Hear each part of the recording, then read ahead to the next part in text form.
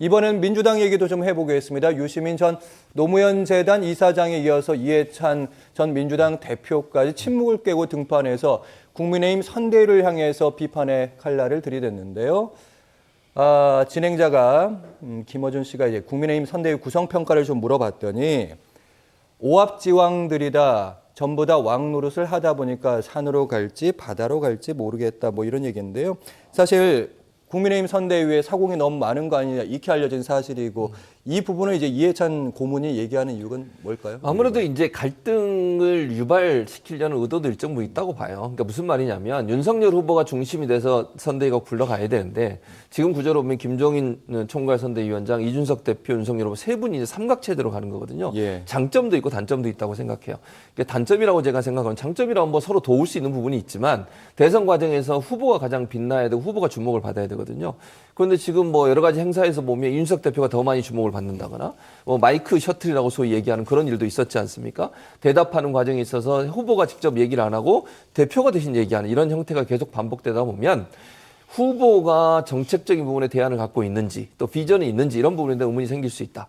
그래서 자질이나 아니면 그 준비된 후보냐 하는 부분에서 의문이 생길 수 있고 김종인 총괄선대위원장도 본인이 주도하는 쪽으로 해서 선대위를 끌고 가려고 하고 있거든요. 그러니까 후보의 영향력이 어느 정도 김종인 전 비대위원장과 충돌될 수 있다고 하는 우려를 얘기하는 거예요. 그러니까 이해찬 대표 입장에서는 뭐 이해찬 전 대표가 생각하시는 거니까 이 세 사람 가운데 갈등이 일어날 가능성은 충분히 있다. 즉 한 사람이 주도적으로 선대위를 끌고 갈 수 있는, 즉 후보가 모든 권한을 갖고서 이 견인해 가는 그런 선대위가 아니라 권력이 세 군데로 분산돼 있기 때문에 또 서로의 이해관계가 부딪혀졌을 때는 충돌이 일어날 가능성이 있다. 이런 부분들을 부각시켜서 얘기한 게 아닌가 이렇게 생각이 됩니다. 네, 일단은 이해찬 등판설 사실은 그 전부터 여러 차례 제기가 돼 왔었는데 이번 주에 첫 등판 라디오 인터뷰를 했습니다. 어떻게 보셨습니까, 시점? 네, 그러니까 국민의힘 쪽을 지금 오합지왕들이라고 지금 표현하셨는데 왜 민주당도 다시 오합지왕으로 좀 만들려고 하시는지 모르겠어요. 본인이 등판하면 그렇게 되는 겁니다. 그러니까 안 그래도 지금 사실은 이해찬 전 대표가 수렴청정을 하고 있다. 실제로 대선을 다 이분이 지금 주도하고 있고 배후에서 그런 소문이 지금 파다한데 지금 직접 이렇게 나서가지고 하시게 되면 이재명 후보의 역할이 어떻게 되는 건가요?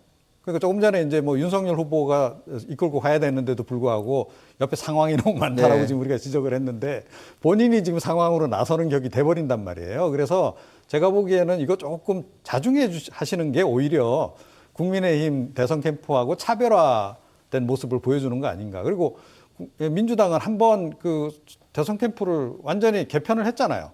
처음에 메머드급으로 했다가 중진들 다 빼고, 그죠? 다시 개편을 해서 지금 상당히 가볍게 가는, 그야말로 뭐 기마부대 형태로 지금 전개가 되고 있는 그런 상황인데, 다시 또 상황이 이렇게 등장하시면 어떻게 되겠습니까?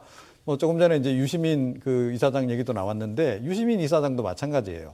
왜 나옵니까? 나오면 이재명 후보가 그야말로 이 좀 국민적 관심을 독차지해도 뭐할 판에 자꾸 관심이 분산되잖아요. 그리고 제가 보기에 별로 나와서 하시는 얘기들이 도움이 안 되는 얘기들을 많이 하고 계세요. 그래서 조금 자중을 하시라. 예, 좀 간섭하고 싶은 그런 심정은 이해는 하겠으나 안타까운 심정은 이해는 하지만 그렇다고 해서 저렇게 나서는 건 별로 도움이 안 된다. 저는 개인적으로 그렇게 생각합니다. 네, 이해찬 전 대표의 등판에 국민의힘도 가만히 있지는 않았는데요. 관련자들의 논평을 좀 살펴보면요. 김병준 상임선대위원장, 이해찬이 날면 이재명은 떨어진다. 입이 일약이라는 말을 등장시켰고요. 그리고 김철근 정무실장, 당대표 정무실장인데요. 이해찬의 등장은 국민의힘 입장에서 땡큐. 언론에 자주 등장하기를 기대한다. 이나땡 이해찬이 나오면 땡큐다. 사실은 이렇게 너무 반기니까 진짜 반기는 건지 아니면 김빼기인 건지 궁금합니다. 어떻게 보세요?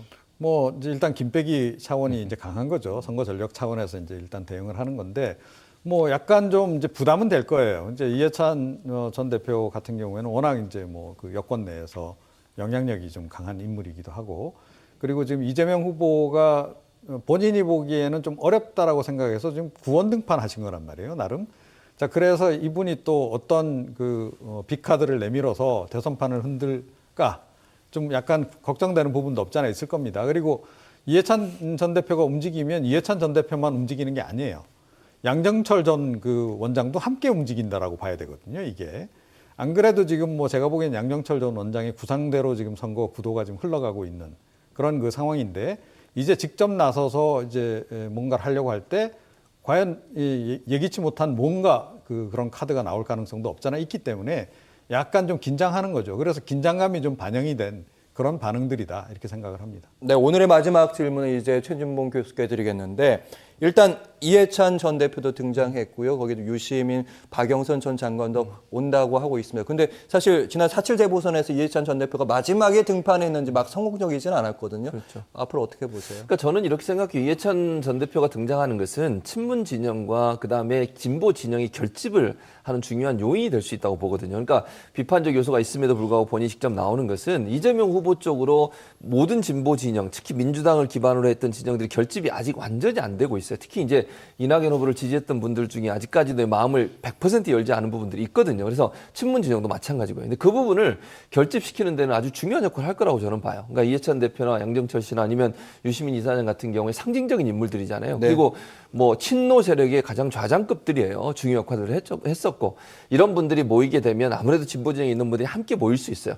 사실은요. 지금 현재 이재명 후보가 TK 지역이나 PK 지역에서 상당히 좀 좋은 반응을 얻어내고 있어요. 물론 뭐 아직까지 뭐 윤석열 후보를 TK 지역에서 앞서지 못하고 있지만 그렇다고 하면 호남이나 진보 진영을 결집시켜서 이 부분의 집토끼를 완전히 잡고 그리고 외연을 확장해야 되는데 이 부분이 100% 안 되는 부분은 이해찬 전 대표나 유시민 전 장관 그리고 양정철 씨 같은 분들이 역할을 할 수 있을 거라고 저는 봐요. 아마 그런 차원에서 이해찬 대표 역할을 하지 않을까 저는 그렇게 보고 기본적으로 본인은 아마 적극적으로 이번에 인터뷰했지만 적극적으로 나서진 않아요. 상임 고문이거든요. 지금 현재 직책 자체가.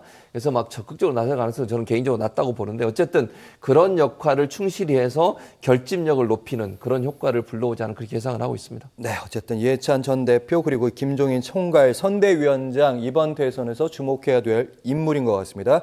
오늘 정치권 소식 두 분과 함께했습니다. 말씀 잘 들었습니다. 고맙습니다.